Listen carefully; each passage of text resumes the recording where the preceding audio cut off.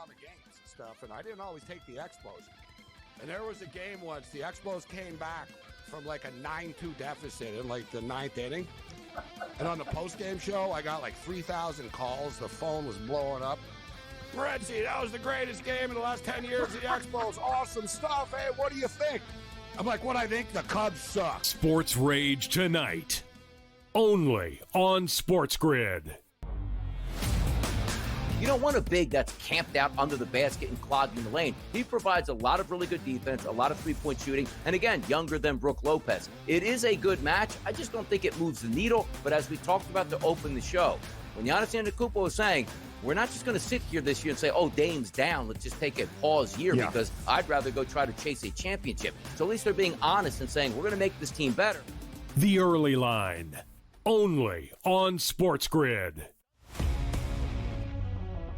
Put Pete Crow Armstrong on the mound to see what he does. Like, Ohtani, just by himself at the plate, is the best hitter in Major League Baseball. Let's just say, keep it in the National League at this point. He's the MVP. So I can't wait till he pitches 6 innings, gives up 5 earned runs. Time they go like, I don't know if he could be the MVP now. Oh, no, he's still hitting 300 with 45 jacks and just hit 6 innings in a Major League Baseball game. And people are going to hold that against him. Pro Baseball Today, only on SportsGrid.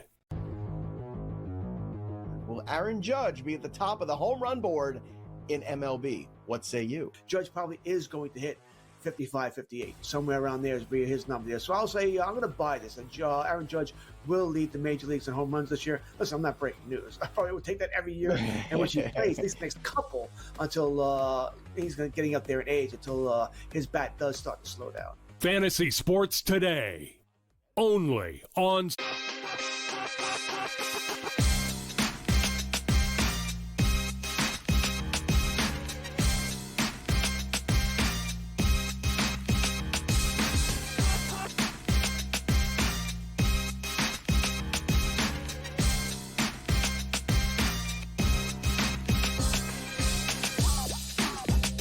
Game Time Decisions with you here on SportsGrid on a Monday night. Kevin Walsh, as we've got 90 minutes to set it up and knock it down. Major League Baseball certainly taking center stage here on this Monday, and our team is ready to attack. I think the main event of this slate tonight is the Dodgers and the Brewers. Milwaukee gets to 50 wins with their most recent series against the Marlins being a victorious one. They bring in a Dodgers team who was just swept at home for the second time this season against an AL West team. This time it was the Houston Astros. The Dodgers in a get-right spot throw Yamamoto. I think they're too big of favorites here. I'm playing the Milwaukee Brewers on the money line, backing Freddie Peralta at plus 114. And in fact, I'm doing so as a best bet here on tonight's slate. Value-wise, I think it's the best thing we are being offered. Our crew is locked in as well. Ketel Marte, 2+ hit run RBI for Chris. Under the 9 in Pirates Royals for Yarnell. I will say I was a little interested in the over in that game, but weather made me step back entirely from that matchup. Guardians money line for AJ, which is kind of going the other way with the Astros coming off of that incredible series. I agree. I also think Tanner Bibby's in a great spot in that game. I played Guardians money line as well. We might as well. It's a Monday here on Game Time Decisions. You know we have some moonshots for you, so let's put those on the board for everyone. AJ's is a big one. We'll talk about it a little bit later on in the show, but it's the Blue Jays to win the World Series. He played them at 30-1. Their win streak has gotten this number down to 19-1 at most shops. We've got Wimbledon action from Yarnell, a hit-run RBI 4-pack from Chris, with Josh Home Depot taking center stage, Josh Lowe in the mix. I went Lisi style, alt team totals, seeing red. Reds, Red Sox gets it up to plus 923. This baseball slate tonight has plenty to like. It also features a hit-run RBI profit boost specifically on DK. I played this as well because there were 3 guys who did jump off of the page for me tonight in the hit-run RBI market. It is 2+ for all 3 of these guys. Ellie De La Cruz, Jose Ramirez and Louis Arise at a plus 502 price. I am very optimistic on that parlay for hit run RBI. But let us get back to our main event, which is Brewers-Dodgers. Because this is a Los Angeles Dodgers team that I know many would expect me to dislike, right? Being a Yankee fan, the fact that this team won the World Series against the Yankees in kind of almost humiliating fashion at times, it felt like all of the expectations placed on the Dodgers. I don't hate the Dodgers. I actually thought they were appropriately priced entering this season. They looked like the best team in baseball by so much. My World Series bet was a Cincinnati Reds group at 100-1 because I thought the only way it would be worthwhile fading the Dodgers if you were getting at least 50-1, quite frankly, on a team. Hedge later, because that's how good the Dodgers were. And right now, if you look, the Dodgers are a game back of Detroit for the best record in baseball, despite the fact that they just lost 3 games in a row. But they do not feel the way I think many of us thought, at least myself would. They felt it to start the year. This team won the first 2 over in the Japan series against Chicago, and then their first 6 games of the year against Detroit. We've seen what Detroit is. And then Atlanta. And that was before we realized Atlanta was going to struggle all year to play 500 baseball. That 8-0 run for the Los Angeles Dodgers was dominant. They've really not felt dominant at any point since then. And that series against the Astros was, relatively speaking, alarming.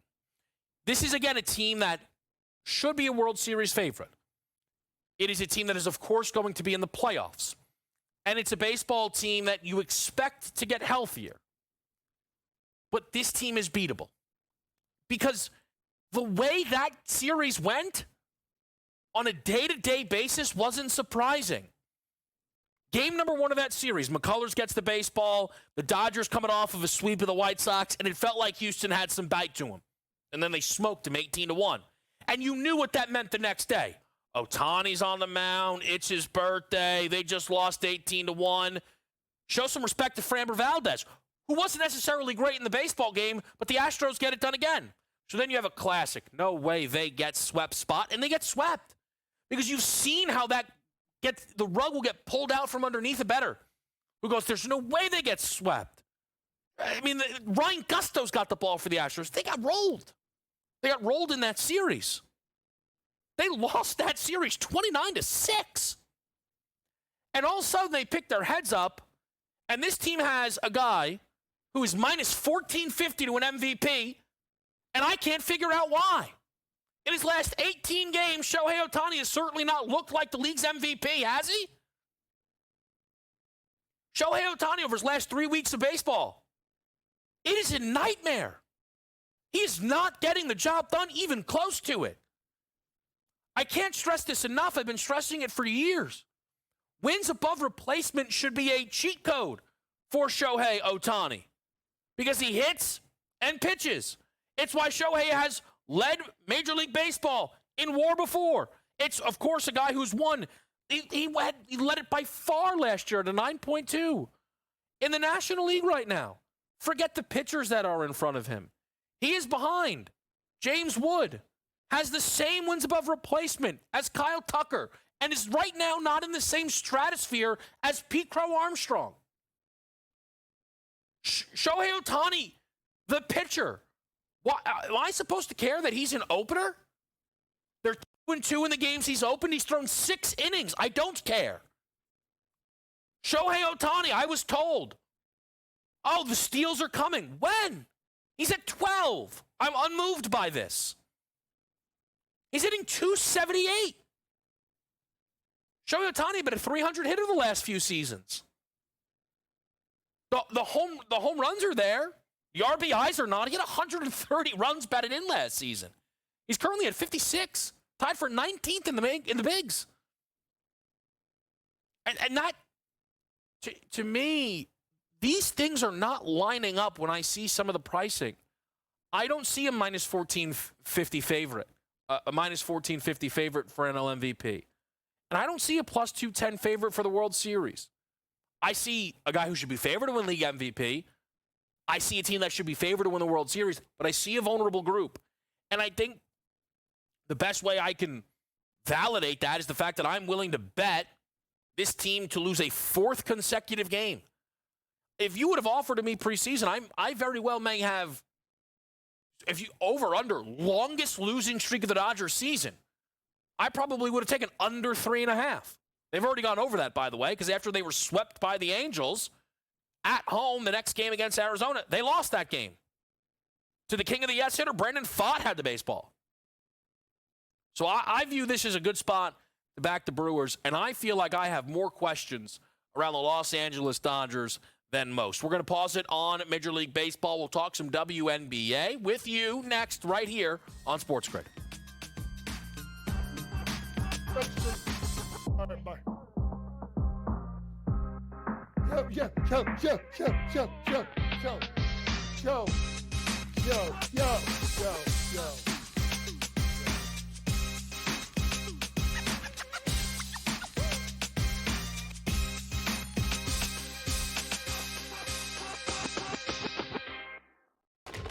Enter into the magical world of McLuck.com, where even the smallest of spins can win real cash prizes. Adventure into over 1,000 of the best Vegas-style slot games. So what are you waiting for? Unlock your free welcome offer today. Join the fun where winners play and players win. Two guys that can do it all. Too much electricity this morning. This is a good time. We're having a lot of fun. I had to do a triple take. Ka-ching! Why? Because of parity. I didn't mean to offend. Yeah, it's not going to happen. Load management is a dirty word. Let him rip. You know what? Circumstances provide the results. What? How do you do this once? Oh, Donnie, you got such a good show there. A network that is booming. The Early Line, only on SportsGrid. We're going to go through every single thing, and I've got a great team behind me that's going to help me get the job done. I want this to be the place that people come to. There is going to be an energy to game time decisions that you will feel night in and night out. We are going to hit every single one of those markets that you need to know about. We will have everything at our disposal, and we will use that to our advantage. There is not going to be a better place, I promise you, than Game Time Decisions. I'm Kevin Walsh. Tune in to Game Time Decisions weekdays on SportsGrid. The game is on. The stakes are high. But the action isn't just on the field. He's rearranging that ring. Get it inside! SportsGrid's in-game live. Your ultimate second screen experience. A little flyer, couple of 18.5 point live line. Every prop, every play, every day. Anything can happen. It's complete chaos. It's smarter to be on SportsGrid.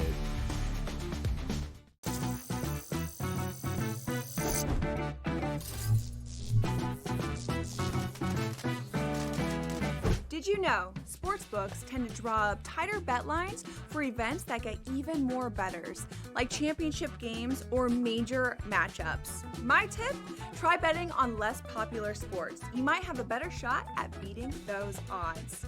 Now, go get lucky. See you in Las Vegas. Let's get lucky.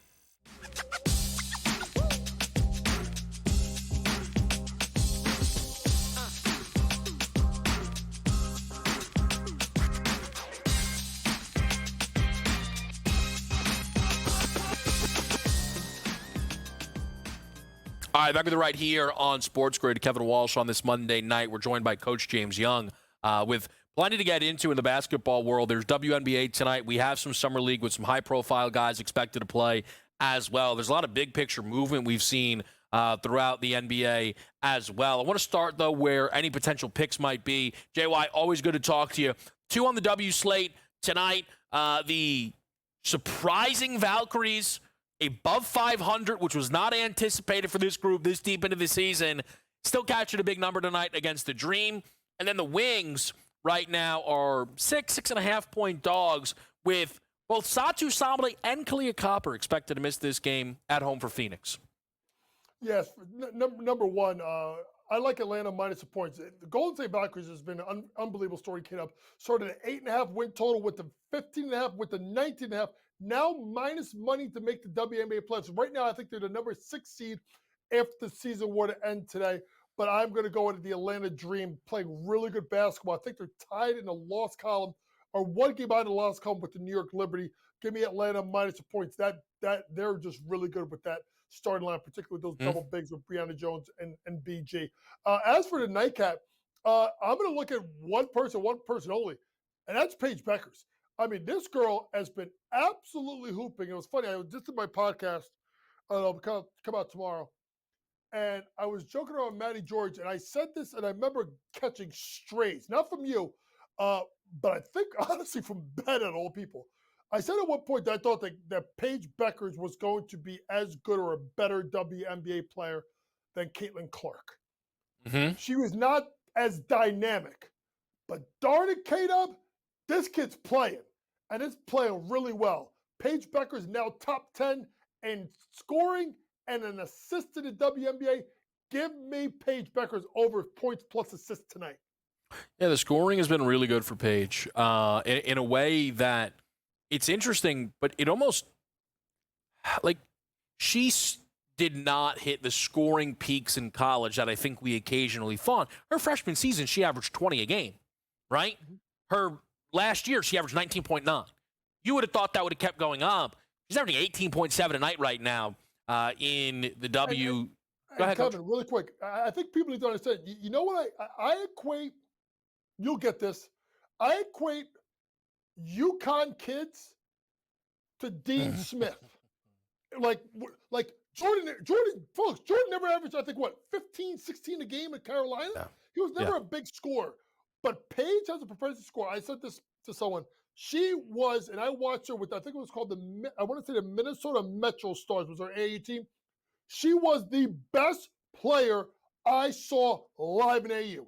That includes Brink. That includes Van Lith. I saw her torch Van Lith. That includes Caitlin Clark. I saw them all on the road. No one was better than Paige. And here's the thing. UConn, because they play in the Big East, Kevin, beat teams so damn bad that usually late in the third quarter, she's not even in the game. So if she played in the SEC, Kevin, she would have got 23, 24, 25 a night because she would have to play more minutes. Yeah, to Coach's point, Paige is playing 35-plus minutes a game right now. In the W, her, again, last year, 30.2 points per game in college, and you'll play more. So it's a really interesting dynamic there. We'll see when Clark gets back also for the Fever. I will say things have kind of spun around quickly, JY, just to stop here, but all of a sudden, this is a Fever team. They know how to step up without her. Now, they can't avoid the bad loss. To beat Minnesota and Vegas back-to-back without Caitlin Clark and then lose at home to the Sparks is a nightmare. But I think it shows that, especially the Aaliyah Boston leap that I know you've been waiting for, with that feeling more and more legit by the day, I'm not saying I'm picking the Fever to win, but they do feel like an actual contender, especially with how the Liberty have come back to the pack in recent weeks. Yeah, and obviously the Liberty are going to need Double J, Jonquil Jones. Big game for them tomorrow night against, another team struggling in Asia, Wilson and the Las Vegas Aces. I mean, that loss that they had to Indiana was maddening, that they lost by basically 30 points. And obviously Becky Hammond checked her team out. But to me, you know what I think is interesting, Kevin? And I'm going to say this. She is so great, Caitlin Clark. And I don't want anybody to take anything away from Caitlin, what she does. Mm-hmm. But if you're Caitlin and you're watching Aaliyah Boston go off, you're seeing Kelsey Mitchell step up. You're seeing, obviously, Sophie Cunningham, Lexi Hull giving you what they need. This should put less pressure on Caitlin Clark when she comes back, to the point where I look at her assist prop and say, I get people going and then maybe attack the points prop in game, let it come down, and then jump off because either late game situation fouls or shots. It's still going to be CC. I'll just say this quickly. I think one of the things that we're still waiting to see from Caitlin, though, for this team is the consistency of the scoring. Because, JY, when she scores at a high level, think about the 32 against the Liberty when she came back.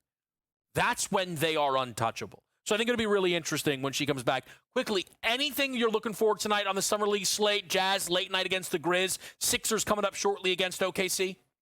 I just want to see BJ Edgecombe, who was actually fantastic, 13 to 27 from the floor. And I want to see Ace Bailey. Ace Bailey showed me something that I didn't think. It was more the passing and the hustle. Stuff that I questioned with him at Rutgers should be better. Really quick, folks, remember this. With this trade of John Collins, Sexton, Clarkson, all gone. That should be moving the Rookie of the Year numbers because I think that's more shots for Bailey. Tell you what, not if Cody Williams has anything to say about it. I don't know. Listen, JY, I don't know how much of that game you caught, but at the end of the first half, I think it said that Cody Williams had only taken like one more field goal than Ace Bailey. It felt like Cody Williams had the ball every single play of that game. And I liked Cody as well coming out of college, but it was a lot. I am interested to see how Utah uses Ace Bailey in that game. For perspective, minus 154 for 15 tonight for Ace Bailey. We'll talk some more NBA with Coach next right here on SportsGrid.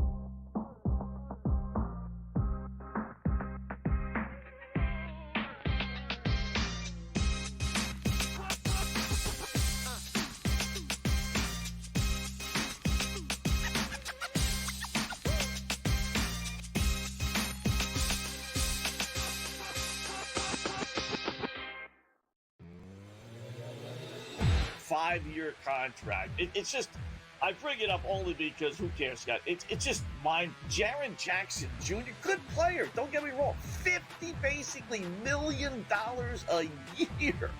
You know, we all bitch and complain about the Juan Soto deals and the Ohtani deals, and you get guys like Jaren Jackson making $50 million a year. In-game live, only on SportsGrid. There's now 7 different directors of analytics for like the Raptors, the Chiefs, where you can see us all like workshopping these ideas in these threads because golf is so ubiquitous amongst gamblers.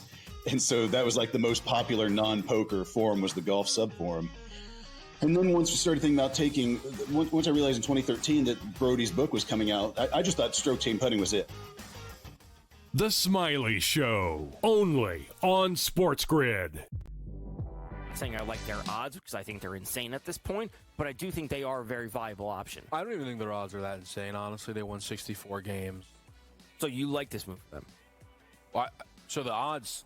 Regardless of the odds, just from a basketball. Yeah, the odds have nothing to do with it. They won 64 games. They were eliminated by the Pacers, who lost Halliburton. The other 60-win team was the Celtics, and they lost Tatum.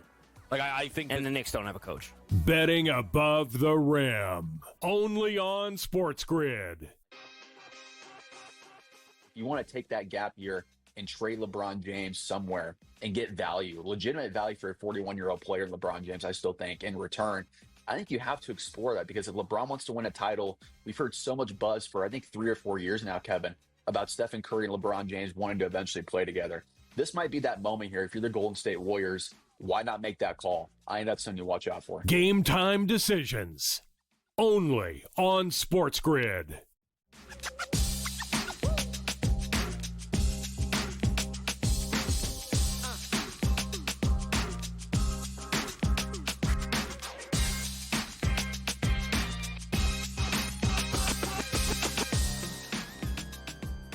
Back to the right here, we've got JY in the mix, which is always good. It's been a while since JY and I have caught up on some NBA storylines, and we saw some movement today.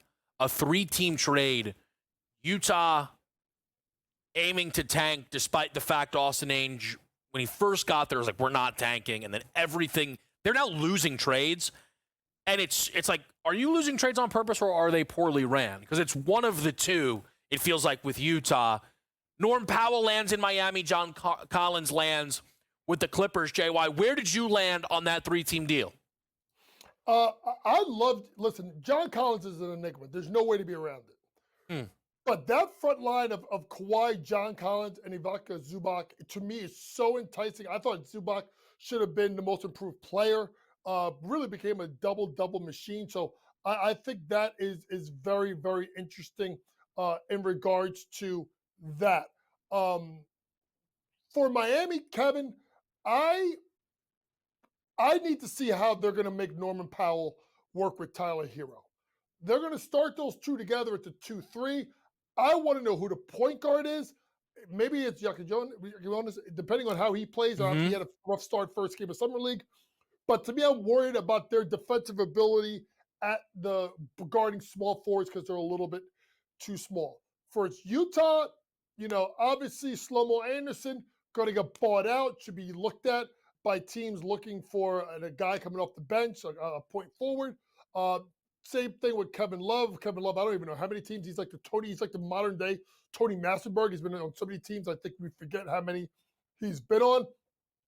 But Utah's tanking. And I think the thing I want to watch out for, folks, is I said this, that they needed to Utah move Sexton, Clarkson, Collins, and marketing. Some combination of those four to give Ace Bailey more playing time. Well, 3 are gone.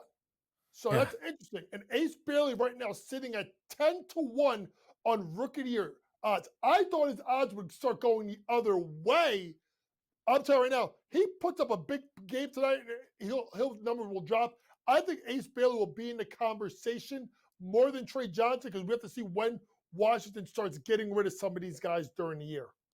So a lot there, JY, a lot of good stuff. I would say, again, for me, Bailey is very interesting, but I want to be cautious betting into a market where Cooper Flagg is rightfully the favorite, and he's going to be really, really hard to beat ultimately for that award.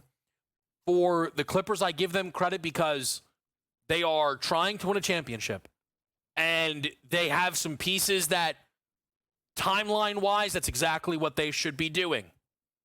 That is really just a shot, not that thinly veiled, at the Lakers. For Miami, I just wonder what this team wants the end result of this offseason to be. Because Lillard's a straight-up free agent, and Bradley Beal is now expected to be bought out, and it felt like Miami could be clean frontrunners for both of those guys. Not that that would necessarily result in a championship, but hey, who knows? Well, you're not going to roster Hero, Powell, Beal, Lillard, Yakacho. Like, none of that is going to happen. Miami made a nice move. I want to see what's next. Quickly, JY, we can have a Cam Whitmore off and see who's more excited about Cam Whitmore to the Wizards, because I think we're both pretty excited about what this can be. I think this kid's a dynamic scorer, and I thought he just never got his opportunity in Houston. And Houston, Washington, an interesting spot. It's all about Cam Whitmore. It's all about Bilal Coulibaly. It's all about Sarr. It's all about Bud Carrington. It's all about these young guys. I don't care about CJ McCollum. I don't care about Marcus Smart. I don't care about Kelly Olynyk. I don't care about Chris Middleton. They can all go play in the Rucker for all I care, or the Drew League. I don't care. Get them off the roster. It's all about 2026. And I'm going to put it up there for you, Kevin. We haven't talked about this. I love DeAndre Ayton to the Lakers. I think if you get this kid right, president and founder of the SportsGrid, DeAndre Ayton. Yeah, that's right. I forget about this. Coach Young is sneaky going back in. If you keep LeBron happy, I will say this right now. If he's engaged, Kevin, mark my words right now. 15 and 10 a night for denominating next year. I forgot about you and your DeAndre Ayton love. Here's what I'll say about the Whitmore thing. I am now starting to wonder if the Rockets did too good of a job in hiring Ime Udoka, and he is costing them some of the young futures that they should have never had to give up on. JY, great stuff. Tom Vecchio's next.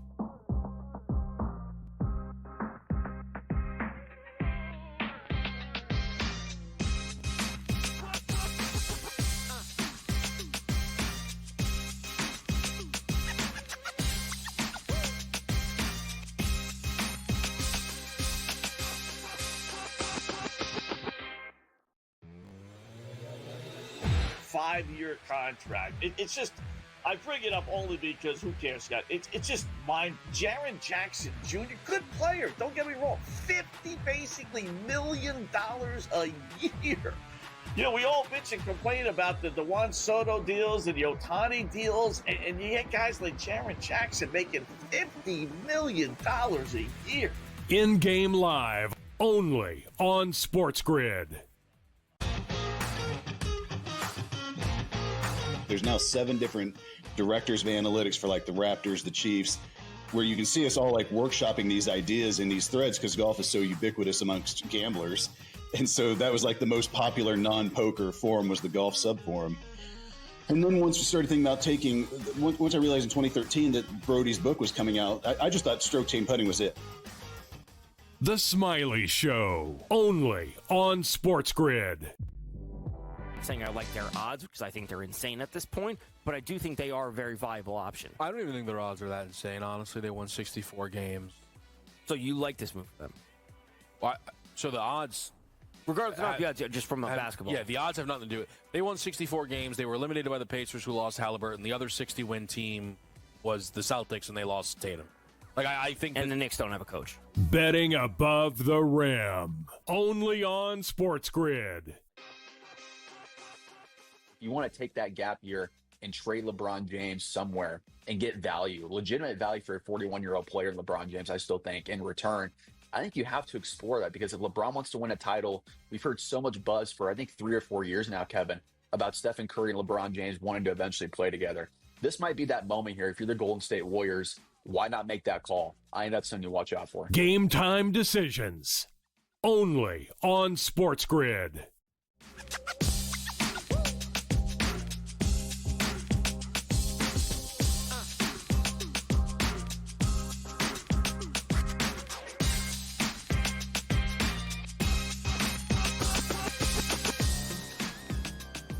Game time decisions on a Monday night. Kevin Walsh here. We are live, of course, on SportsGrid. Tom Vecchio joins the show, which is always a good time. Tom, listen, there's a few different avenues we'll get to walk, which I'm excited for. But any picks, action for you that you've locked in on this Monday night? Yeah, let's get it started. The Red Sox game gets going just in, 5-10 minutes, whatever it might be. So I like Trevor Story for 2+ total bases. I also like him a part of my hit parlay. It's him and Ellie De La Cruz each to record hits. So I like Trevor Story in 2 separate areas. And this is really just a number of different things. First off, great hitting environment in Boston. It's fantastic hitting weather, and the wind's blowing out towards left, towards the Green Monster. And then Austin Gomber is on the mound for the Rockies. He is terrible. He only has 19.2 innings pitched this season. So if we look back to last year and look at his sample size, everyone's going to say, oh, he's a Rockies pitcher. He pitched at Coors Field. We got to take that with a little bit of grain of salt. When we actually look at his numbers and look at his home road splits and home road splits versus righties, some of these numbers are right in line. He's allowing more fly balls, or he allowed last year more fly balls away versus righties than he did at home at Coors Field. And so if all of his numbers are bad home away, he's just a bad pitcher. And surprisingly, the Red Sox offense is on fire right now. So Trevor Story, 2+ total bases, and to record a hit with the other side being Ellie De La Cruz. Trevor Story hitting .340 over his last 26 games since June 7th, last 30 days. He's been getting the job done for the Red Sox over a legitimate time frame there. Our main event on the slate tonight, Tom, is Brewers-Dodgers. I think, of course, a lot of people are going to be locked in on L.A. off of a sweep, Yamamoto going. I'm on the Brewers' money line. I think they're worth backing at this price at home with Peralta on the mound. I know you're looking to fade Freddie a little bit, though. Yeah, so I'm just fading him when it comes to the strikeouts. And the fact that I got a plus number on it is really what it comes down to. So +1 and 2 is what I was earlier this morning. He's a good pitcher. He really is. But his strikeout rate is not the same that it was, in years past. Just 2 years ago, his strikeout rate was up by 30%, which is unbelievable. It's down to 25.5 this season. And we're seeing, we're seeing fewer home runs per 9 from him, but more fly balls this year compared to last. So it's like he's giving up more fly balls, but he's not giving up as many home runs. That doesn't seemingly make sense. He has fewer strikeouts. The walks are okay. So if there's a team that could get after him and kind of flip the coin and be like, okay, he's giving up a ton of fly balls, not a lot of them have gone for home runs. It's a team like the Dodgers. So The money line, take a shot on plus money. Absolutely. But I think the under on 5.5, because I got it at plus money, is my favorite of that game. Okay, now that, again, totally fair. I don't need Peralta to get, 100 strikeouts, right, in order to win that money line wager. I do want to talk about the Dodgers, Tom. Of course, Tom involved in a lot of what we do here at SportsGrid, but is a big part of pro baseball today, and I'm sure you guys talk Dodgers plenty. And, one thing, again, Tom and I, we don't agree on everything, but when it comes to prices, we at minimum agree on the interest and where things should be. So I'll start big picture with the team overall. The Dodgers, of course, should be World Series favorites. I am starting to feel, Tom, like that gap needs to close. I entered the season legitimately thinking they were unbeatable. And I know that the expectation is they're going to be healthier when we get to the postseason. I don't even agree with that expectation. They've just been an unhealthy baseball team for a couple of years now. Why would I ever expect Tyler Glasnow to actually pitch for them in the playoffs? They should be the favorites. I'm pushing back on the plus 210. So I'm trying to remember what conversation we had. I want to say it was last year with an NBA team. It might have been the Knicks when Julius Randle wasn't healthy. We're like, oh, the Knicks are booked as, whatever. It's like, oh, well, that's under the expectation that when Randle comes back, they'll be. It's like, well, that hasn't happened yet. And that's kind of the same thing. Essentially, I think the point you're trying to make with the Dodgers, it's like they are plus 210. That number should probably be closer to 3.5 or 4, whatever it might be. But they aren't healthy. And it's like rubber has to meet the road at some point. So you are back, if someone were to be betting on the Dodgers, you are backing in the hopes that they will get healthy and they will have another postseason hero like Tommy Edman last year, and they will put the piece together, and it will be enough from Glasnow and enough from Blake Snell when he comes back, and the pitching will be led by Yamamoto. Not everyone has to be an ace. They just have enough pieces to get it done. I'm, again, also not buying it. It's also not been in recent Major League history very easy to repeat. Am I forgetting, Tom? Someone Dodgers going backwards. It's what? It's Dodgers last repeat. Are we talking 2000? The 90s into the 2000 Yankees? Yeah, I'm just talking about going chronologically backwards. I think that's gonna. While I think you could do it, I think that might take a little while. Probably. But again, repeating is not an easy thing to do. No. And baseball also. So last year we saw the two best teams in baseball over the course of the season make the World Series, right? But in the current playoff format, that's not always been a thing. So I would not go full March Madness style where everyone's 10-1 or greater, right? Or Stanley Cup, maybe the better way to put it, where it's everyone's got to be 8 or 9-1, and then as the season gets shorter. But I can't get there on the Dodgers number. But that's not even my biggest beef. This is funny because I kind of already know what you're going to say, and not that you're wrong, but the Ohtani MVP number to me is in a complete fairy tale land. Because let's not even do the if the season ended today thing. I don't agree with everyone about what the final Shohei Ohtani season is going to look like. This idea that Ohtani is going to return to some ace level pitcher, I don't agree with that. It is July 7th. He has pitched 6 innings. He's not throwing 100 innings this season. And he's been really cold in recent weeks at the dish. Yeah, I mean, I agree with all that. I think you and I are at an understanding at this point of why I have the belief that I do. And, what's the final inning count for him going to be? 40? They said they want to push him to 5 or 6 eventually. And that may happen in the end of September. So he's ready for the postseason. But if he's at 2, 3, 4, what is he going to be at by the time September rolls around? We'll be in the 40s or 50s somewhere. It's not going to be super high. And again, he's not going to be a dominant ace. I've never believed that once he's coming back from the surgery. I never thought he'd be a dominant ace, but it's just the fact that he's out there. Right. This is my thing with Ohtani. Shohei Ohtani has led Major League Baseball in the last 4 years in wins above replacement in his respective league 3 times. And he has won MVP all 3 years. And he has absolutely deserved it all 3 years. Shohei Ohtani right now in the National League is, and I'm removing Wheeler and Skeens, okay? He is behind, is the same numbers, just straight WAR. Same as Tucker, less than James Wood, less than Pete Crow Armstrong. How is this guy minus 1450 when, like, Tom, are you and I the only people who don't think he's going to throw 100 innings at the end of the season? Like, what minus 1450 is the race is over. Yeah. And we're the not race even is not over. And I'm well aware of that. And PCA deserves a seat at the table. You know, a lot of these other players do. Wheeler, Skeens for the Cy Young, like that race is not over. Would the Ohtani number be similar to Travis Hunter last year for the Heisman? We're like, he's doing both. He's got to win. No, because the thing was, like, with Travis, like, it was like, yeah, but how good is Colorado? Like, Colorado had to keep winning in order for that to start working out. There's a lot of other things we need to dive into. We're going to keep Tom Vecchio with us, of course, to do that on Game Time Decisions.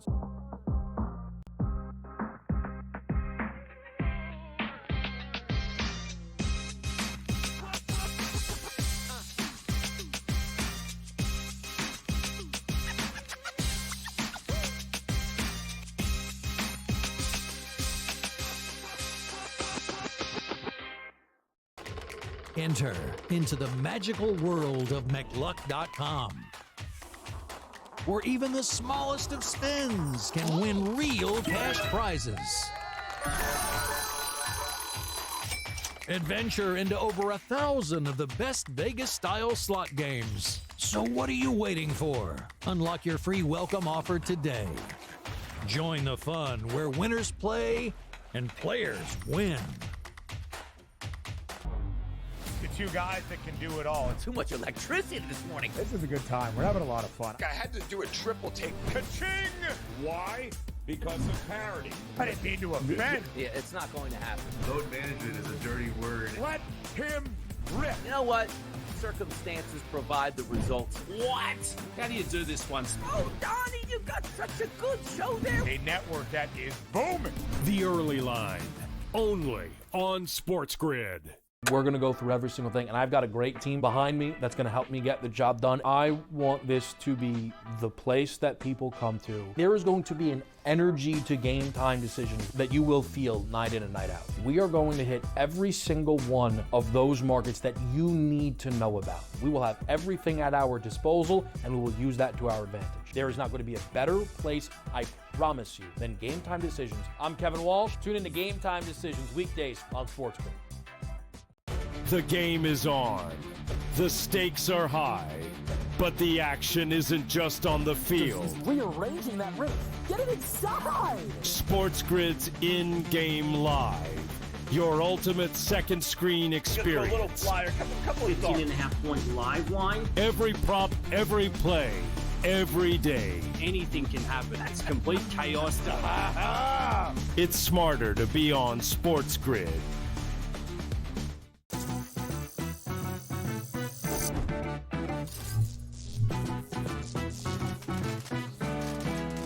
Did you know sportsbooks tend to draw up tighter bet lines for events that get even more bettors, like championship games or major matchups? My tip? Try betting on less popular sports. You might have a better shot at beating those odds. Now, go get lucky. See you in Las Vegas. Let's get lucky.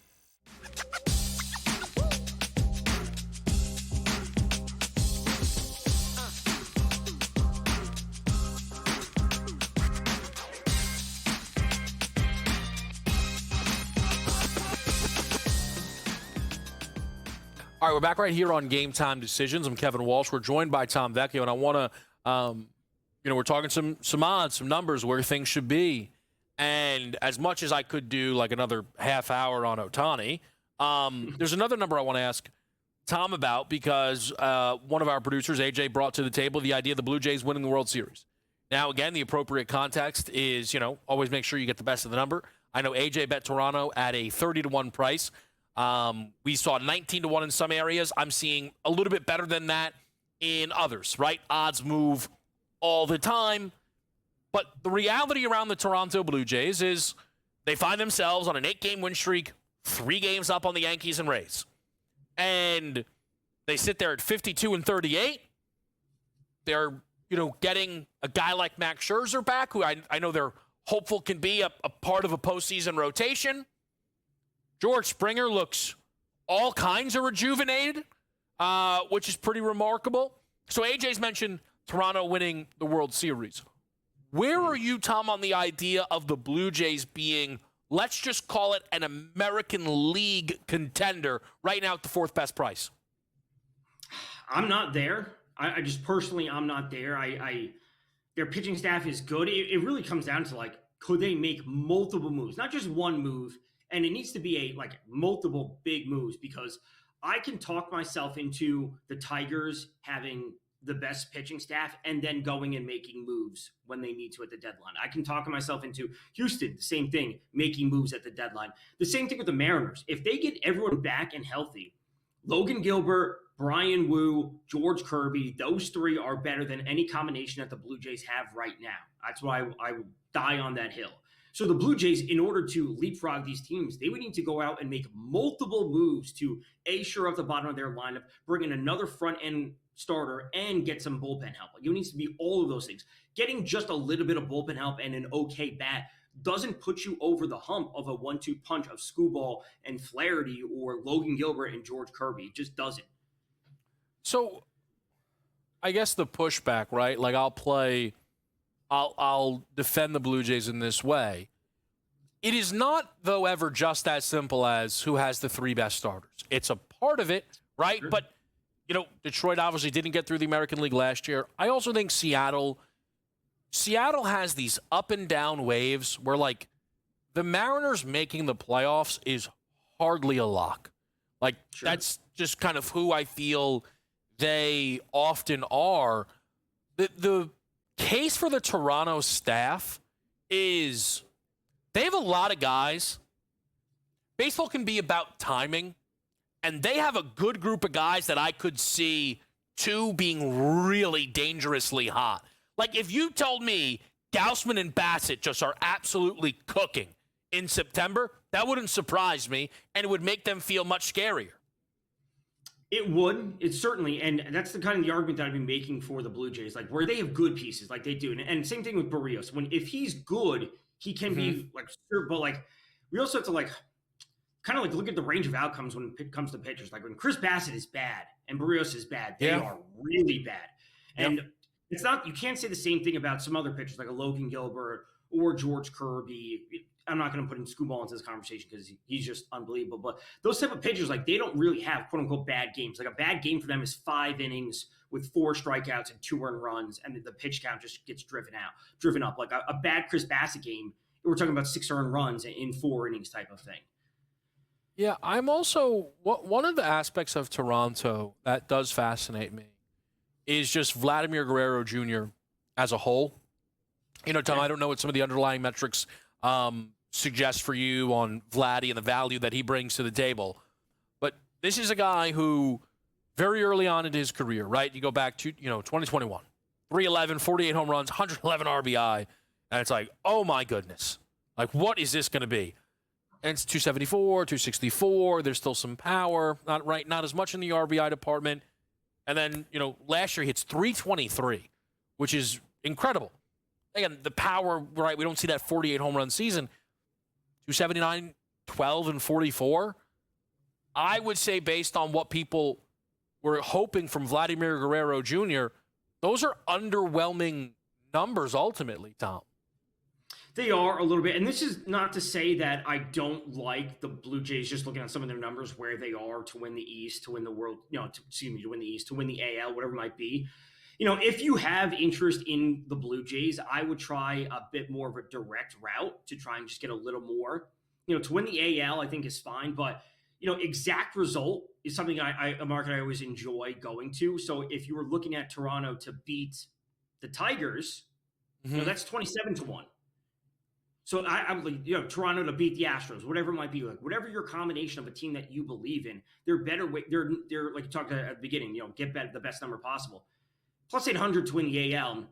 I don't like that. But if you're going to tell me you're going to get a 27-1 for the Blue Jays to beat the Tigers, now we're talking, because we are buying into the same thing, assuming the Blue Jays do make these moves. They get hot at the right time. They have the right pitching staff, and they're going to take down a likely opponent.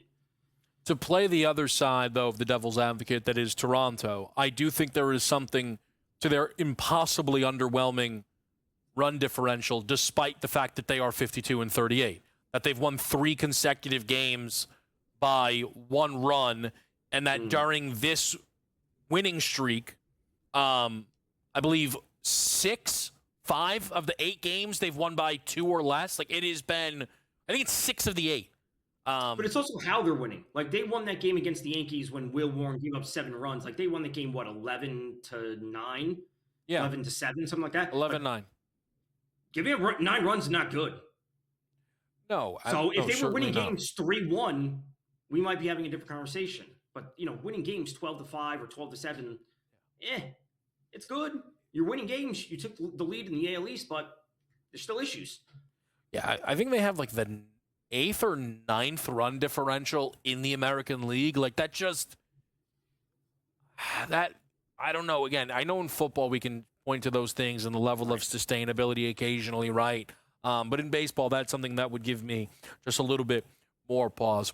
Some of this baseball slate is underway. We'll talk a little hoops with Tom before we let him get out of here on a Monday night. It's Game Time Decisions.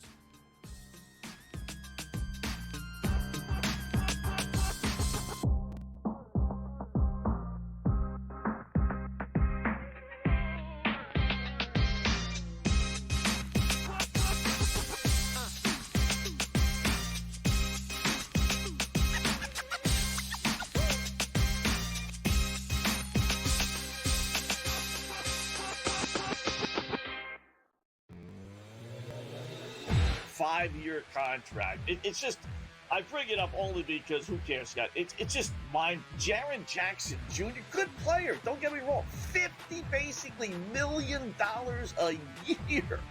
We all bitch and complain about the Juan Soto deals and the Ohtani deals, and you get guys like Jaren Jackson making $50 million a year.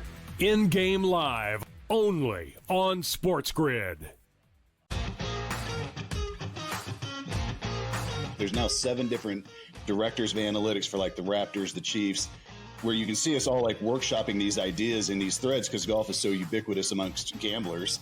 And so that was like the most popular non-poker forum was the golf sub-forum. And then once we started thinking about once I realized in 2013 that Brody's book was coming out, I just thought stroke chain putting was it.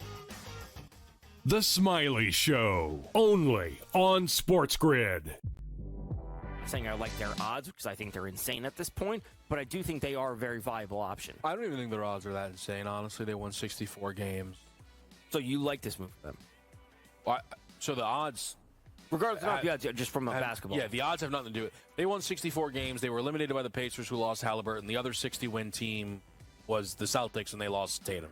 Like, I think... And the Knicks don't have a coach. Betting above the rim, only on SportsGrid. You want to take that gap year and trade LeBron James somewhere and get value, legitimate value for a 41-year-old player, LeBron James, I still think, in return. I think you have to explore that because if LeBron wants to win a title, we've heard so much buzz for, I think, 3 or 4 years now, Kevin, about Stephen Curry and LeBron James wanting to eventually play together. This might be that moment here. If you're the Golden State Warriors, why not make that call? I think that's something to watch out for. Game Time Decisions, only on SportsGrid.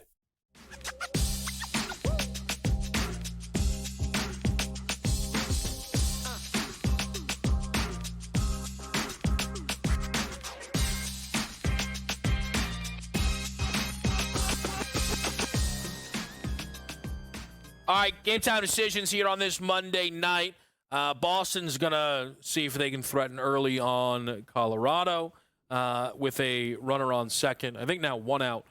Detroit is up 2-1 on Tampa Bay. Weather is holding up everything between Cincinnati and Miami. We are with Tom Vecchio. Tom, I know you're eyeing up a pick on the WNBA slate tonight. Can you let the people know what you got?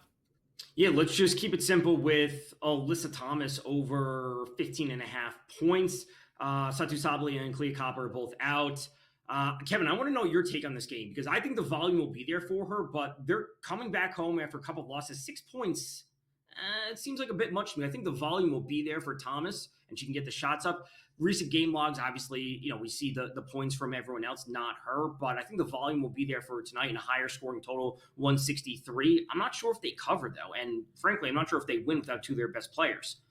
Yeah, I think it's a weird spot maybe where the Mercury getting back home is being really pushed onto this number because Satu played in that game against Dallas where they just lost, and Kalia Copper played, combining for 53 points in that game.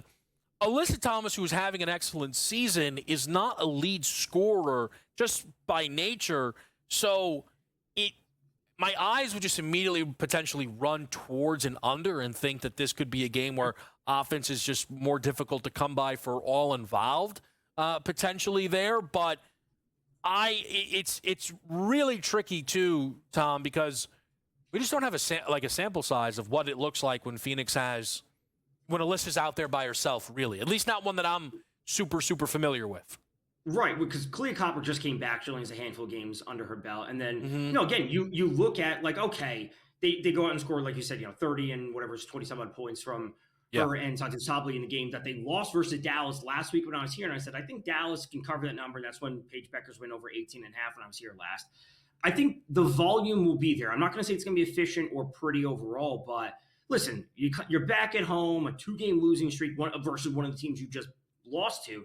You got to just get some points up. And again, I'm not sure if they cover. I think 6 is too much.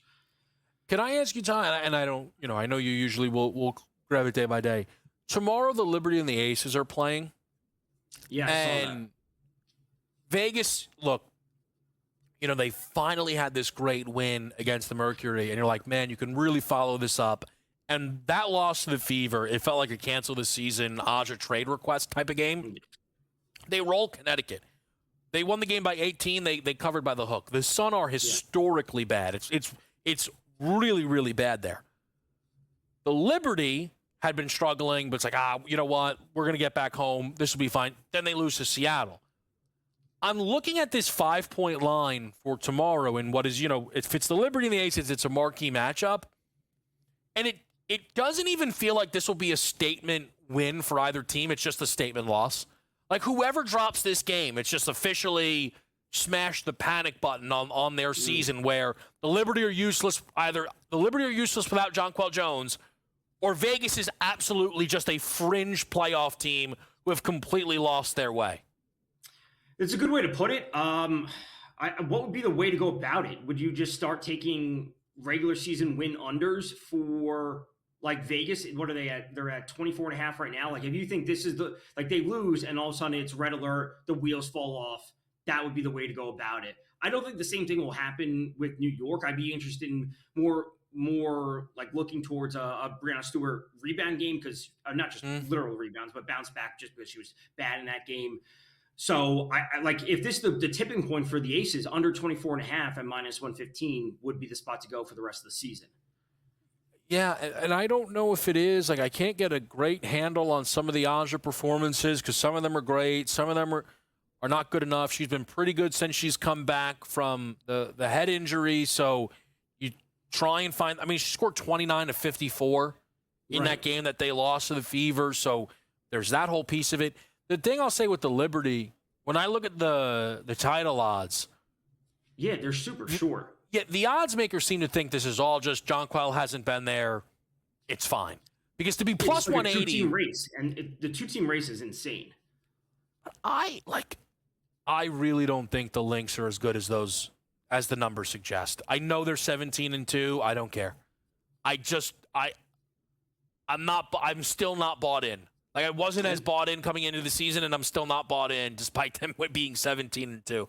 So I'll be last man to the party. I guess it is on Minnesota, but really, really interesting. All right, great stuff as always there from Tom Vecchio. We're taking a break on Game Time Decisions. We've got Adam Kaufman join us next right here on SportsGrid.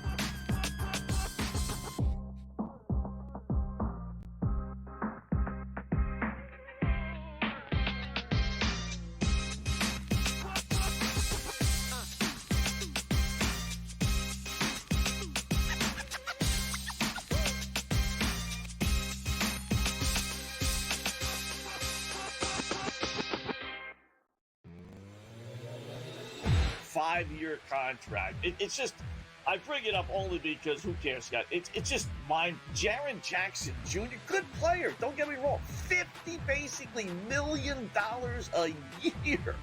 You know, we all bitch and complain about the Juan Soto deals and the Ohtani deals, and you get guys like Jaren Jackson making $50 million a year. In-game live, only on SportsGrid.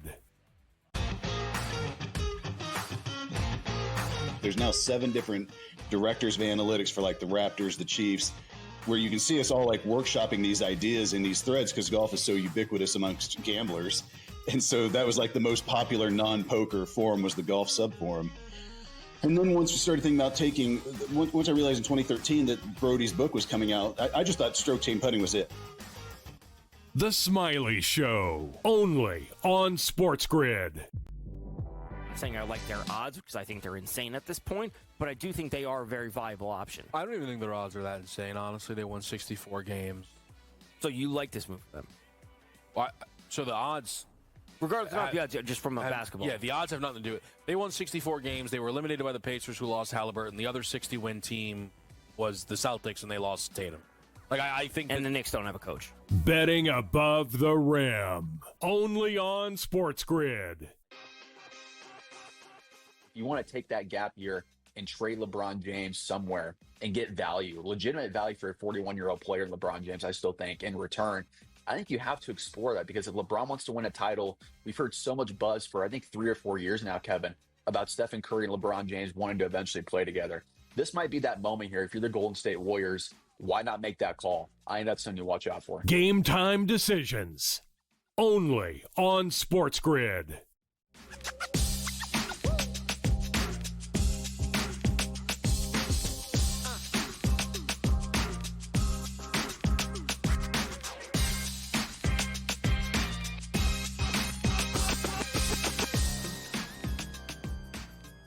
Game time decisions live on this Monday night right here on SportsGrid. In-game live, of course, in 30 minutes. They will be covering a ton of this Major League Baseball slate. To help us continue to cover this slate, Adam Kaufman stops by here. Adam, there's a lot of different things I think we now plan to get into over these next 20 or so minutes, so I'm excited about that. But with a couple of 7:40 first pitches, I just want to throw it to you. Anything that you're looking to bet on tonight's baseball board?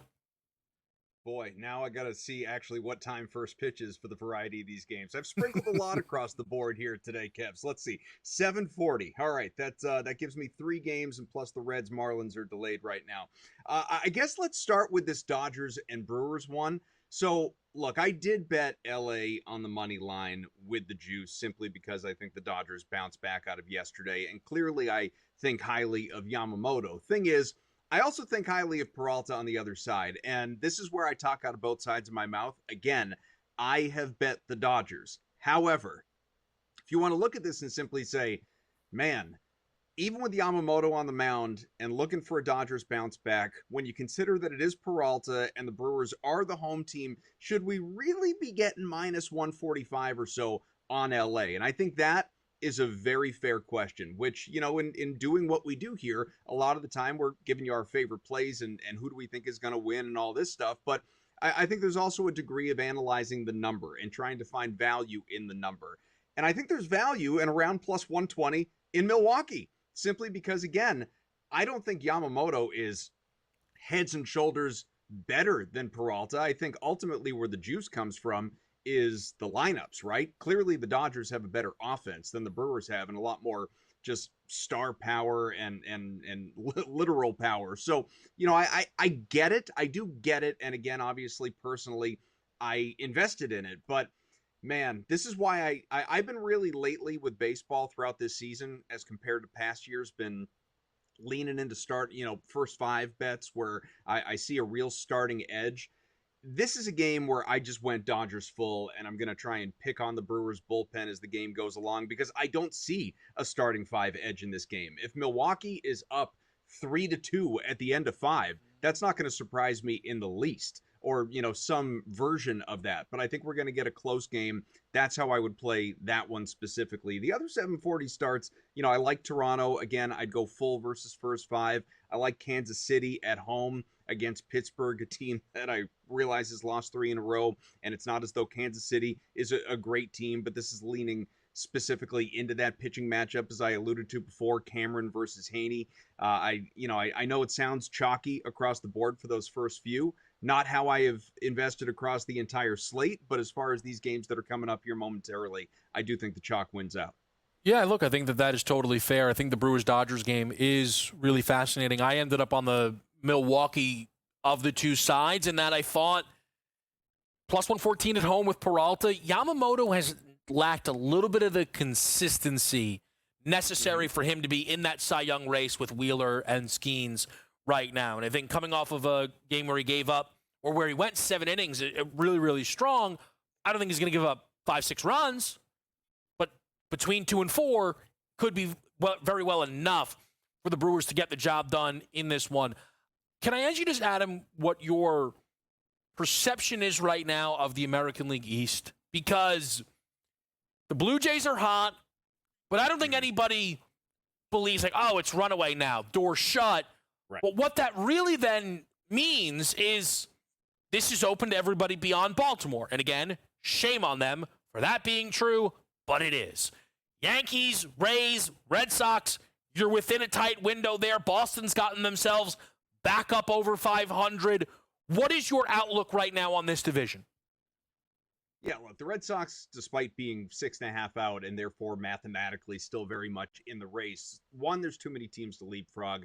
2, are they buyers? Are they sellers come the deadline? Are they trying to thread the needle and do both? Which anytime Boston tries to do that, it doesn't really work out. I think if the Red Sox have any hope, and this is, not brain surgery here, it's a wild card spot, which right now they're only 2.5 out of and a whole lot of season left. But, if we're talking about who wins a tightly contested, but to me, not altogether impressive division, it's going to come down to 2 teams. It comes down to Toronto. It comes down to New York. Tampa to me is kind of a very, despite the record, 8 games over 500 coming into tonight, and I was on Tampa to win that game tonight, up 2-1 as it looks like right now early in that contest. This is a team that really is at its core mediocre. I think there's not a ton of talent there. I think the record is a little smoke and mirrors in, again, a closely contested, competitive division. But you look at the home splits, the road splits, the last 10, everything just screams average, fine, nothing special. And I realize it's the exact same record as the Yankees, and so that can sound a little ridiculous. The thing with the Yankees is, they've been miserable on the road. I mean, almost the dictionary definition of mediocre, slitting a game below 500. But we know what they're capable of in terms of the offense. I know the offense has gone very cold of late, but what they're capable of doing with the power, with the bats, I think the pitching is the biggest concern, the starting rotation in particular for that Yankees team. And if anything, that's what holds them back. I just don't think anything ultimately does hold them back unless they shoot themselves in the foot or there are just too many injuries to withstand. We already saw going into the year, they took a, huge hit, obviously, in Garrett Cole out here, top of Garrett Cole. And then, since then, Schmidt as well. It's, I just think this pitching staff is sort of in dire straits right now. But the Blue Jays, to me, are not good. Like you said, they're hot. They've won 8 in a row, 9 out of 10. But they're not a good. Nobody was talking about the Blue Jays coming into the year winning this division or even necessarily. I mean, there was wild card talk, but it wasn't like, watch out for the Jays in the American League East. At least nobody I talked to, maybe you here on these shows, heard something different going into the season, but it was the Yankees, and ironically, there was a lot of love for the Orioles, and look where they are. But there couldn't have been more love across the baseball betting community for the Red Sox, who have obviously, they got rid of Devers, and there's, been a lot of injuries there as well to that lineup, but that was the team. That was sort of the darling of like, well, plus money to make the playoffs, win the division, win 90 plus, whatever it is. Like, let's bet Boston. So it was always kind of that New York Boston sort of rivalry going into the thing. I just think ultimately, again, this is the Yankees division to lose. The Blue Jays are going to fall off. You know, this 9-1 stretch is going to be followed by a 3-7 stretch or whatever it is. And, you know, the Rays are just they'll finish somewhere a little bit above 500, and the Red Sox will make things interesting as well. If New York doesn't pull away, I mean, at what point do we finally call for Cashman's job? Well, I actually felt as if the Yankees did not win that final game in the series against the Mets, it was on the board that Boone was then not the manager for the next game for the Yankees, because I think there's only so many times, one, a team like that can lose the games in a row, but also he can just step to the microphone and go like, a lot of fight. a lot of fight in that loss. And it's like, right. All right, thanks, AB. What I would say is the AL East right now, and I know it's true throughout baseball, but I feel like the American League East feels like the best representation of talk to me after the deadline, right? Sure. Boston is playing great. But I also think it's fair to say, what if Jarren Duran's not on this baseball team when we're breaking down August baseball? And the Yankees are struggling. What if they do get the pitcher? But also, I think a lot of the Yankees' pricing is, they're going to make a couple moves. They're going to get. What if Corey Seager's a Yankee in August? Yeah, but what if he's not? What if they continue to run Anthony Volpe out there? Oh, another can't miss Yankees prospect who's obviously missed. But tell me how valuable all these guys are. Does Toronto go all the way in, right? Where they're now in this type of situation. We started the season wondering if Vladimir Guerrero Jr. was going to remain on this baseball team. So I think it makes this group really, really fascinating. Speaking of going in for a championship, there are some questions around some teams in the NBA, and I think Adam, who knows the Celtics, can speak to this. We'll do that next, and then some NFL stuff as well.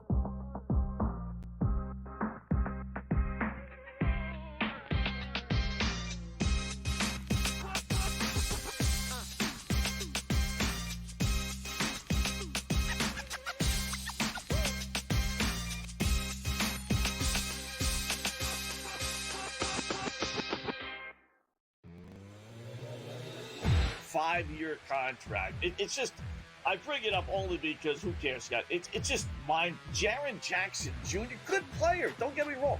$50 million a year.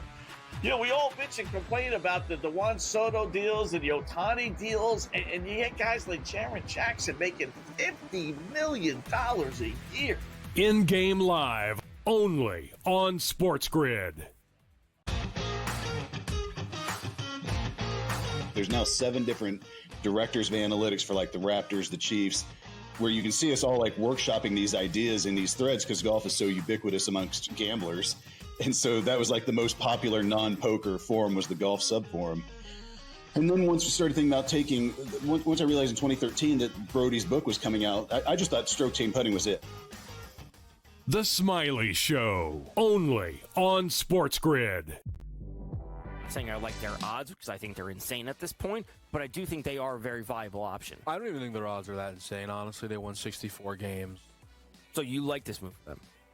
Well, so the odds, regardless of the odds, just from a basketball. Yeah, the odds have nothing to do with it. They won 64 games. They were eliminated by the Pacers, who lost Halliburton. The other 60-win team was the Celtics, and they lost Tatum. Like I think, and the Knicks don't have a coach. Betting above the rim, only on SportsGrid. You want to take that gap year and trade LeBron James somewhere and get value, legitimate value for a 41-year-old player, LeBron James, I still think, in return. I think you have to explore that because if LeBron wants to win a title, we've heard so much buzz for, I think, 3 or 4 years now, Kevin, about Stephen Curry and LeBron James wanting to eventually play together. This might be that moment here. If you're the Golden State Warriors, why not make that call? I think that's something to watch out for. Game time decisions, only on SportsGrid.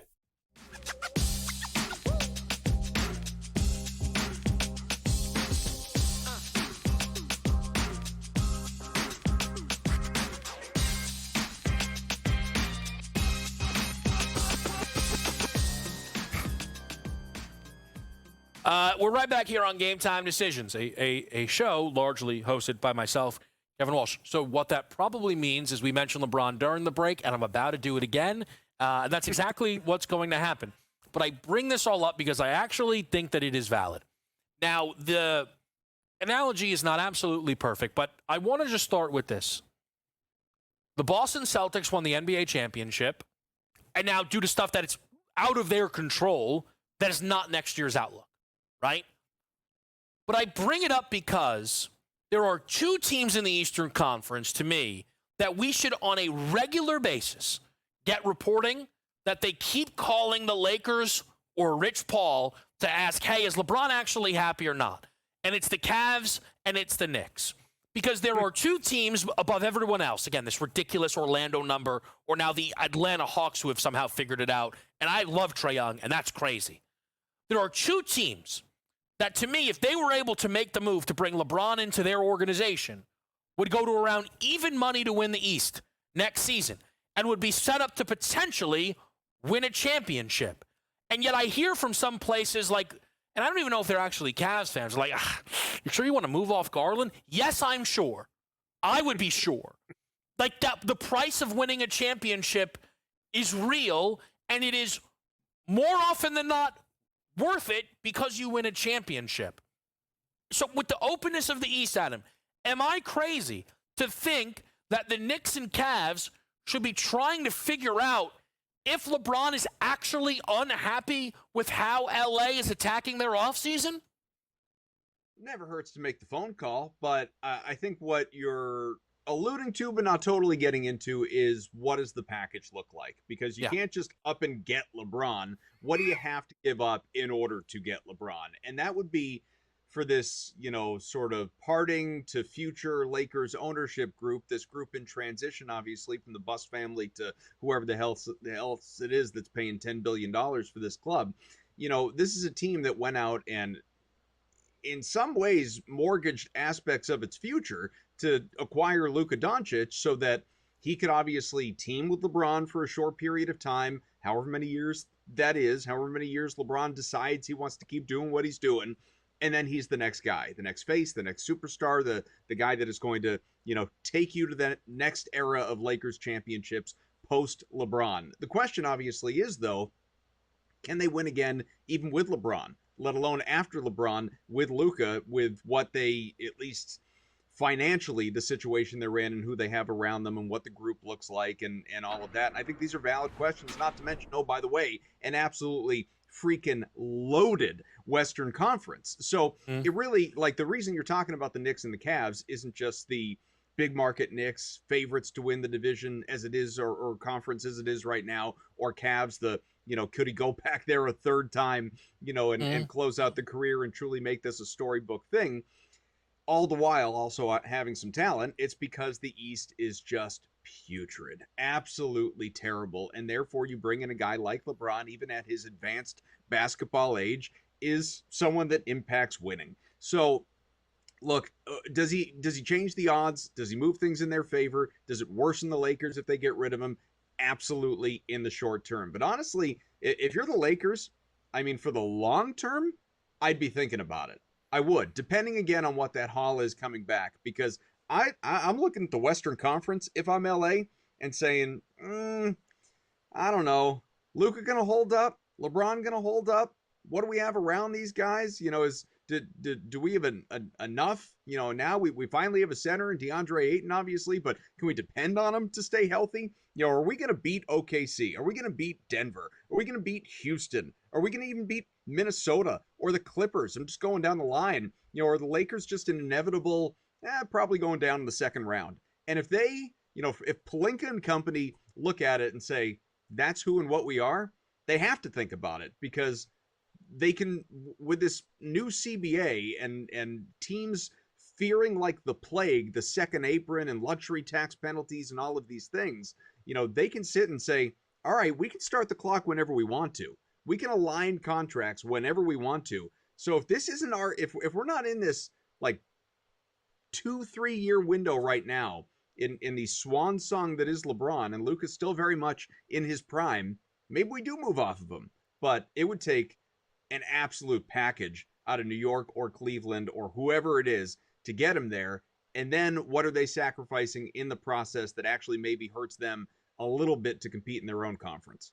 Yeah, look, there's a lot there. What I would just say is I don't think the Lakers should do what they're currently doing, which is straddling the line of, we're worried about 2027, and acting as if they have no prayer to win a title whatsoever, despite having Luka and LeBron on their team. The NFL is not far away, and that means we're all kind of starting to do some digging. Adam, we only got about a couple of moments left here, but you were telling me you were digging around. What'd you find? So I was doing a show with George Kurtz last night. We were talking about team win totals, and I stumbled upon on FanDuel, and I don't know if you or anyone out there watching or listening has found this, but I'm going to be tinkering with this for the next 2 months. I find it fascinating. Books, historically, when they give us win totals, it's just, oh, do you like the so-and-so to win 8.5 games, over or under? Well, now FanDuel is offering alternate totals, overs and unders, to where we can, Kev, parlay and look for middle opportunities. For instance, who's your favorite team? Eagles. All right. You bandwagon Super Bowl champion fan. All right. That is not how that went. Let's pick the Eagles. How many wins do you think they're going to get this year? Just give me a number. We'll call it 11. All right. We'll call it 11. So let's say you went over 7.5, under 13.5. Let's do better than that. Over 9.5, under 13.5 on FanDuel. That's a minus 118 bet. So if you win, and if the Eagles win anywhere between 10 and 13 games, you've given yourself a sizable, pretty damn close to even money middle. And you can do this little exercise with every team in the NFL, and I think it's fascinating. Not bad. Not bad. Aside from a Patriot fan being upset at a team having some recent Super Bowl success, I think it's pretty interesting. Some win band options. Adam Kaufman, great stuff. As always, we'll close out Game Time decisions after the break.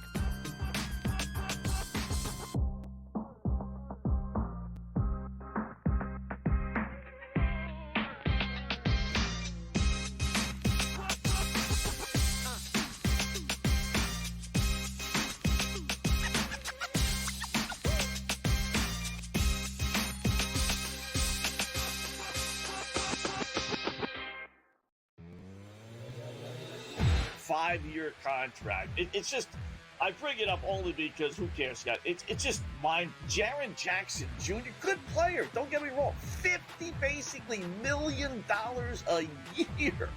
You know, we all bitch and complain about the Juan Soto deals and the Ohtani deals, and you get guys like Jaren Jackson making $50 million a year. In-game live, only on SportsGrid. There's now 7 different directors of analytics for like the Raptors, the Chiefs, where you can see us all like workshopping these ideas in these threads because golf is so ubiquitous amongst gamblers. And so that was like the most popular non-poker forum was the golf subforum. And then once we started thinking about once I realized in 2013 that Brody's book was coming out, I just thought stroke chain putting was it. The Smiley Show, only on SportsGrid. Saying I like their odds because I think they're insane at this point, but I do think they are a very viable option. I don't even think their odds are that insane, honestly. They won 64 games. So you like this move for them? Well, so the odds... Regardless of the odds, just from basketball. Yeah, the odds have nothing to do with it. They won 64 games. They were eliminated by the Pacers, who lost Halliburton. The other 60-win team was the Celtics, and they lost Tatum. I think... And the Knicks don't have a coach. Betting above the rim, only on SportsGrid. You want to take that gap year and trade LeBron James somewhere and get value, legitimate value for a 41-year-old player, LeBron James, I still think, in return. I think you have to explore that because if LeBron wants to win a title, we've heard so much buzz for, I think, 3 or 4 years now, Kevin, about Stephen Curry and LeBron James wanting to eventually play together. This might be that moment here. If you're the Golden State Warriors, why not make that call? I think that's something to watch out for. Game Time decisions, only on SportsGrid.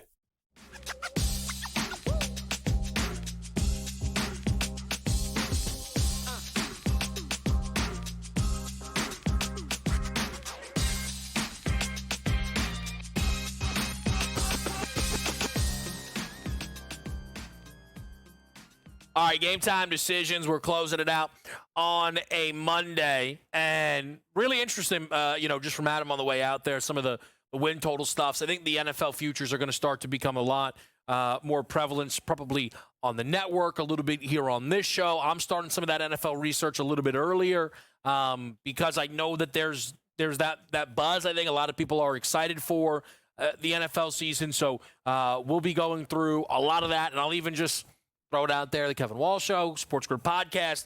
We're going to start to mix in some NFL stuff as that all starts to ramp up, as some of the NBA stuff gets a little bit quieter as well. Just an update on the live board while we have you. The Valkyries are up double digits, actually, on the Dream at the end of that first quarter, 26-16. The Thunder are up a little bit on the Sixers. VJ Edgecombe, it looks like, did not play in that first half. That is one of the frustrating pieces of Summer League, especially the Utah portion, where it's like, hey, VJ Edgecombe gives it a go. Philly's playing in Utah. Might as well. Now you probably won't see him until they make their way to Vegas, right? And people are taking their time capping and betting VJ Edgecombe, and now you're not going to get any VJ Edgecombe action. Perhaps that's a little... Again, it's not even buyer beware, right, when you think about the Jazz-Grizzlies game, as much as maybe you won't see these guys. Now, I think you probably will, because Ace Bailey, Walter Clayton, for example, they didn't have the caliber of game that VJ Edgecombe did. Also, it's in Utah. So you should probably play your guys. But maybe on the other side, of that game for Memphis, maybe, I think Cam Spencer played. Jalen Wells played. G.G. Jackson played. Like, do those guys really need to play here? Again, in Utah? Probably not. It actually, like, on the fly is making me think, there could be some interest in the Jazz. So I'm seeing right now is a 2.5-point favorite. So that's where things are settling there. Some updates on the Major League Baseball board, all right?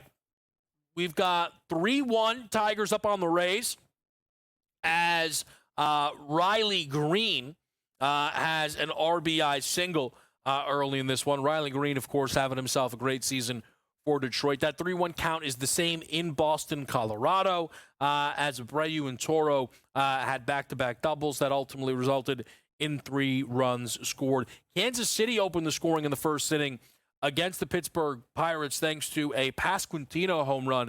Interesting little note on Bobby Witt Jr. this season. Has not homered against the lefty yet. Only 68 at-bats. He hasn't seen a lot of left-handed pitching compared to the 291 at-bats so far against righties, but I just thought that was interesting. Despite hitting .338 against lefties this season, in this game going up against the lefty in Andrew Heaney. Reds, Marlins, that one's going to start in about 15 minutes, so we wait to see how that goes.